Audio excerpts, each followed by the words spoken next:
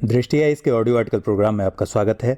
आज का audio article the Economic Times में प्रकाशित लेख why GST is starting to look like an Indian wedding तथा लाइव मिंट में छपे लेख all you need to know about GST के सम्मिलित सारांश पर आधारित है। इसमें टीम दृष्टि के इनपुट भी शामिल हैं। यह ऑडियो आर्टिकल सामान्य अध्ययन प्रश्न पत्र 3 के अर्थव्यवस्था खंड से जुड़ा हुआ है। तो आइए ईद की मुबारकबाद के साथ शुरू करते हैं यह आलेख जीएसटी एक राष्ट्र एक कर। 1 जुलाई से देश में वस्तु एवं सेवा कर यानी जीएसटी लागू हो रहा है। वित्त मंत्री अरुण जेटली ने इसकी पुष्टि करते हुए कहा कि 30 जून को संसद के केंद्रीय कक्ष में एक विशेष कार्यक्रम आयोजित किया जाएगा और ठीक आधी रात को जीएसटी का उद्घाटन किया जाएगा। इस दौरान प्रधानमंत्री और राष्ट्रपति के मौजूद रहने की भी संभावना है। जीएसटी लागू होने के बाद अभी तक लगने वाले excise duty, VAT, service tax, entry tax, luxury tax और एंटरटेनमेंट टैक्स इत्यादि नहीं लगेंगे। जीएसटी को आजादी के बाद देश में हुआ सबसे बड़ा टैक्स रिफॉर्म माना जा रहा है। जीएसटी के प्रति सरकार की मुग्धता। अपने हाल के अमेरिकी दौरे में प्रधानमंत्री ने कहा कि जीएसटी अमेरिका के बिजनेस स्कूलों में अध्ययन का विषय हो सकता है। जीएसटी के गुणगान में अरसे से सरकारी और गैर सरकारी अनेक दावे किए जाते रहे हैं, जैसे इससे आर्थिक विकास और जीडीपी में 1-2 साल में 2% का इजाफा हो जाएगा, अप्रत्यक्ष कर संग्रह 2-3 लाख करोड़ रुपए तक बढ़ जाएंगे, रोजगार बढ़ेंगे, गरीबी खत्म हो जाएगी, भ्रष्टाचार खत्म हो जाएगा और काले धन में जबरदस्त कमी आएगी इत्यादि इत्यादि। तो सवाल उठता है कि आखिर यह जीएसटी क्या है? क्या यह सच में एक राष्ट्र एक कर की अवधारणा को सही साबित करता है? क्या इससे उत्पादक राज्यों और उपभोक्ता राज्यों के बीच समस्या नहीं बढ़ेगी? क्या यह सही मायने में वर्तमान कर प्रणाली में व्याप्त खामियों को दूर कर टैक्स रिफॉर्म की दिशा में अग्रसर होगा? इन्हीं सब सवालों के उत्तर जानना हमारा मकसद है। जीएसटी भारत के कर ढांचे में सुधार का एक बहुत बड़ा कदम है। वस्तु एवं सेवा कर एक अप्रत्यक्ष कर है यानी इनडायरेक्ट टैक्स। यह एक एकीकृत कर है जो वस्तुओं और सेवाओं दोनों पर लगेगा। जीएसटी लागू होने से पूरा देश एकीकृत बाजार में तब्दील हो जाएगा और ज्यादातर अप्रत्यक्ष कर जैसे केंद्रीय उत्पाद शुल्क, सेवा कर, वैट, मनोरंजन, विलासिता और लॉटरी टैक्स आदि जीएसटी में समाहित हो जाएंगे। इससे पूरे भारत में एक ही प्रकार का अप्रत्यक्ष कर लगेगा। जीएसटी में सभी वस्तुओं और सेवाओं पर 4 वर्गों में बांटकर टैक्स लिया जाएगा। केंद्र सरकार द्वारा नियुक्त जीएसटी काउंसिल ने 5, 12, 18 और 28% की दरें टैक्स के लिए तय की हैं। अब यदि बात करते हैं कि हमें जीएसटी की जरूरत क्यों है, तो इस संदर्भ में कई बातें उभरती हैं, जैसे भारत का वर्तमान कर ढांचा बेहद जटिल है। भारतीय संविधान के अनुसार मुख्य रूप से वस्तुओं की बिक्री पर कर लगाने का अधिकार राज्य सरकार और वस्तुओं के उत्पादन व सेवाओं पर कर लगाने का अधिकार केंद्र सरकार के पास है। इस कारण देश में अलग अलग प्रकार के कर लागू हैं, जिससे देश की वर्तमान कर व्यवस्था बेहद जटिल हो जाती है। कंपनियों और छोटे व्यवसायों के लिए विभिन्न प्रकार के कर कानूनों का पालन करना एक मुश्किल कार्य है, इसलिए एक एकीकृत कर व्यवस्था का होना जरूरी है। दूसरी बात, देश की वर्तमान कर प्रणाली में जो खामियां हैं, जैसे कर के ऊपर कर जिसे कैस्केडिंग इफेक्ट कहा जाता है। मान लीजिए किसी वस्तु का उत्पादन हुआ और फैक्ट्री से बाहर निकलते ही उस पर उत्पाद शुल्क लगा। फिर जब वस्तु बिक्री के लिए बाजार गई तो उस पर बिक्री कर लगा, लेकिन बिक्री कर जिस मूल्य पर लगता है उसमें उत्पाद शुल्क भी शामिल होता है। इस तरह कर के ऊपर कर लगाने से वस्तु का मूल्य बढ़ जाता है और उपभोक्ता को अत्यधिक बोझ उठाना पड़ता है। दरअसल अप्रत्यक्ष कर ऐसे भी जड़ प्रकृति के होते हैं, यानी रिग्रेसिव नेचर के होते हैं। इसलिए अमीर गरीब सबको यह समान रूप से देना होता है, लेकिन इससे गरीब लोगों को ज्यादा परेशानी होती है।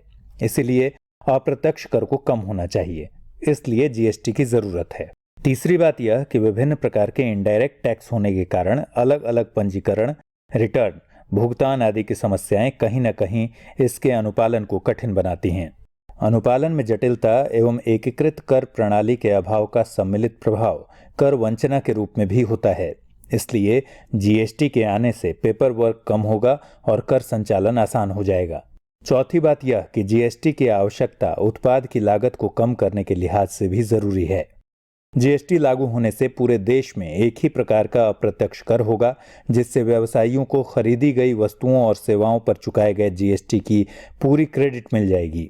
इसका उपयोग वह बेची गई वस्तुओं और सेवाओं पर लगे जीएसटी के भुगतान में कर सकेंगे। इससे टैक्स केवल मूल्य संवर्धन पर ही लगेगा और टैक्स पर टैक्स लगाने की व्यवस्था खत्म हो जाएगी, जिससे लागत में कमी आएगी। जीएसटी की जरूरत को समझने के बाद यदि बात करें जीएसटी की कार्यप्रणाली की, तो यहाँ मुख्य तथ्य यह है कि जिन वस्तुओं या सेवाओं को जीएसटी के दायरे से बाहर रखा गया है, उन्हें छोड़कर शेष सभी पर एक साथ राज्य और केंद्र द्वारा जीएसटी लगाया जाएगा। यह दोनों ही कर एक मूल्य पर लगेंगे। यहाँ बताते चलें कि 122वें संविधान संशोधन विधेयक के अनुसार शराब को जीएसटी के दायरे से बाहर रखा गया है। हालांकि पेट्रोलियम उत्पादों जैसे petroleum crude, high speed diesel, motor spirit, natural gas और एटीएफ पर वर्तमान में जीएसटी लागू नहीं होगा, पर यह जीएसटी के दायरे में जरूर है। भारत के संघीय ढांचे को बनाए रखते हुए जीएसटी को केंद्र, राज्य और समवर्ती सूची की तरह 3 खंडों में विभाजित किया गया है। जैसे केंद्रीय जीएसटी यानी सीजीएसटी, इसे केंद्र द्वारा लगाया जाएगा। राज्य जीएसटी यानी एसजीएसटी, जो राज्य सरकारों द्वारा लगाया जाएगा। एकीकृत जीएसटी यानी आईजीएसटी, अंतर्राज्यीय खरीद बिक्री के संदर्भ में यह केंद्र द्वारा ही लगाया और संग्रहित किया जाएगा। यहाँ एक सवाल उठता है कि दोहरा जीएसटी क्यों जरूरी है? जब एक राष्ट्र और एक कर की अवधारणा है, तो फिर राज्य और केंद्र के कर अलग अलग और 4 दरों पर क्यों होंगे? दरअसल भारत एकल संघीय देश है, जहाँ केंद्र और राज्यों को उनके कानून के अनुसार करारोपण और कर संग्रहण की शक्तियां प्रदान की गई हैं। दोनों तरह की सरकारों की अलग अलग जिम्मेदारियों के निष्पादन के अनुसार संविधान में शक्तियों का विभाजन है। दोहरा जीएसटी इसलिए वित्तीय संघवाद की संवैधानिक आवश्यकता को ध्यान में रखते हुए बनाया गया है। एक बात यह भी समझने की है कि जीएसटी को लेकर संवैधानिक संशोधन विधेयक क्यों पारित करना पड़ा। दरअसल संविधान में पहले से ही केंद्र और राज्य के बीच करारोपण और करों के बंटवारे को लेकर संवैधानिक प्रावधान स्पष्ट किए जा चुके हैं। इसमें कहीं भी ओवरलैप नहीं है। इसके तहत केंद्र को वस्तुओं के विनिर्माण पर कर लगाने की शक्ति है, जबकि राज्यों को वस्तु के बिक्री पर कर लगाने की शक्ति प्रदान की गई है। अंतर्राज्यीय बिक्री के मामले में केंद्र सरकार को कर लगाने का अधिकार है, पर इसकी वसूली का अधिकार राज्यों के पास है। केंद्र को केवल सेवा कर लगाने का अधिकार था। इसलिए जीएसटी प्रस्तुत करने के लिए संविधान में संशोधन की आवश्यकता थी, ताकि केंद्र और राज्यों को एक साथ कर लगाने और एकत्रित करने के लिए सशक्त किया जा सके।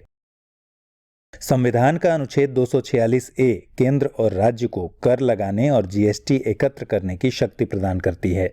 जहां तक जीएसटी को लेकर कुछ विवादास्पद मुद्दों का सवाल है, तो इस संदर्भ में कई बातें हैं जिनकी चर्चा आवश्यक जान पड़ती है। जैसे जीएसटी को लेकर यह शंका है कि इससे उत्पादक राज्यों को घाटा होगा तथा उपभोक्ता राज्यों को मुनाफा होगा। दूसरी आशंका यह कि इससे नई कर व्यवस्था के जटिल होने का भय भी सता रहा है और इससे इंस्पेक्टर राज के लौटने की आशंका भी बढ़ी है। तीसरी बात कि बहुतों को लग रहा है कि उन्हें पहले से ज्यादा फॉर्म भरने पड़ेंगे और कोई छोटी मोटी चूक भी पता नहीं किस दंड का पात्र बना दे। जीएसटी व्यवस्था के दंडात्मक प्रावधानों से व्यापारियों में काफी खौफ है। वित्त मंत्री के कटु आलोचक सुब्रमण्यम स्वामी के अनुसार देश के आर्थिक हालात अभी जीएसटी को झेलने के लायक नहीं हैं। यदि जीएसटी के संदर्भ में उत्पादक राज्यों को होने वाली हानि पर विचार करें, तो उनकी यह चिंता गलत नहीं कही जा सकती। चूंकि जीएसटी एक डेस्टिनेशन बेस्ड टैक्स है, इसलिए गुजरात और तमिलनाडु जैसे उत्पादक राज्यों को यह डर था कि यूपी, बिहार जैसे उपभोक्ता राज्य जीएसटी के लाभार्थी होंगे, जबकि संसाधन उनके राज्य का लगेगा। इसलिए उत्पादक राज्यों ने इसकी क्षतिपूर्ति के लिए 1% अतिरिक्त कर लगाने की बात कही और इसे 122वें संविधान संशोधन अधिनियम में क्लॉज 18 के रूप में शामिल भी किया गया। लेकिन यहाँ समझने वाली बात यह है कि जब क्षतिपूर्ति के लिए पुनः 1% अतिरिक्त कर लगाया ही जाता, तो यह कर के ऊपर कर लगाने जैसा ही होगा। जब फिर से टैक्स अपॉन टैक्स ही लगाया जाता, तो क्या यह एक समान कर प्रणाली की अवधारणा के विपरीत नहीं होता? निश्चित तौर से यह जीएसटी की मूल अवधारणा के खिलाफ होता। यह एक राष्ट्र एक कर की व्यवस्था के खिलाफ बात होती। इसलिए उत्पादक राज्यों के इस मांग को खारिज कर दिया गया, जो कि उचित कदम कहा जा सकता है।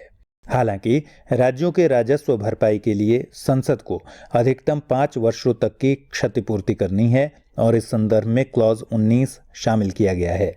इन कदमों के द्वारा सरकार ने एक तरफ एक राष्ट्र एक कर की मान्यता को सुरक्षित रखा तो दूसरी तरफ उत्पादक राज्यों की राजस्व रक्षा भी की है। इस तरह जीएसटी को देश के सबसे बड़े कर सुधार के रूप में अपनाया गया है। जीएसटी काउंसिल के द्वारा कर की नई दरों की घोषणा भी कर दी गई है। लगभग 1200 वस्तुओं को कर के दायरे में लाया गया है। 60 से 70% वस्तुओं पर कर की दरें 5 से 12% तक रहने की संभावना है। जम्मू कश्मीर को छोड़कर बाकी सभी राज्यों ने जीएसटी को स्वीकार किया है। इसलिए देखना दिलचस्प होगा कि 1 जुलाई के बाद देश की अर्थव्यवस्था में किस तरह के बदलाव दिखाई पड़ते हैं। महंगाई दूर होती है कि नहीं, या जीडीपी बढ़ता है या नहीं। जीएसटी में अभी कुछ रियायतें इसलिए दी गई हैं क्योंकि सरकार को डर है कि महंगाई न बढ़ जाए। चूंकि जापान, कनाडा, सिंगापुर, ऑस्ट्रेलिया और मलेशिया जैसे देशों में भी जब जीएसटी लागू हुआ तब वहां सकल घरेलू उत्पाद में गिरावट आई थी। फिर भी जीएसटी को दुनिया के 165 देशों ने अपनाया है। इसलिए भारत के लिए भी यह जरूरी था कि भारत इस दिशा में आगे बढ़े। भविष्य हमारी तरफ देख रहा है। हमें किधर जाना है और हमारे प्रयास क्या होंगे, यह हमें तय करना है। हम न तो निष्ठुर कर प्रशासन और न ही कर की ऊंची दरों को प्रोत्साहित कर सकते हैं, क्योंकि किसी भी ऐसे देश की अर्थव्यवस्था गतिशील नहीं हो सकती जिसके कर कानून और कर प्रशासन सिद्धांत में या व्यवहार में संकीर्णता के शिकार हों। भारत के उत्पादकों और उपभोक्ताओं के लिए समान बाजार निर्मित करने के लिए, कर भेदभाव और कर उत्पीड़न से लड़ने और उसे खत्म करने के लिए, अर्थव्यवस्था को प्रतिस्पर्धात्मक व गतिशील बनाने के लिए और निर्धारक तथा सुनवाई करने वाली संस्थाएं बनाने के लिए देश को जीएसटी जैसे कर प्रावधान की जरूरत थी, जिसे भारत सरकार ने अपनाया है। इसलिए उम्मीद है कि आने वाले दिनों में भारत की कर संस्कृति में सकारात्मक बदलाव दिखाई देंगे। आइए अब नोट कीजिए आज का सवाल। सवाल है, जीएसटी क्या है? कुछ वस्तुओं एवं सेवाओं को जीएसटी के दायरे से बाहर रखना क्या साबित करता है? जीएसटी के लक्ष्यों की सफलता में जीएसटी दरों की व्यवहार्यता की समीक्षा कीजिए।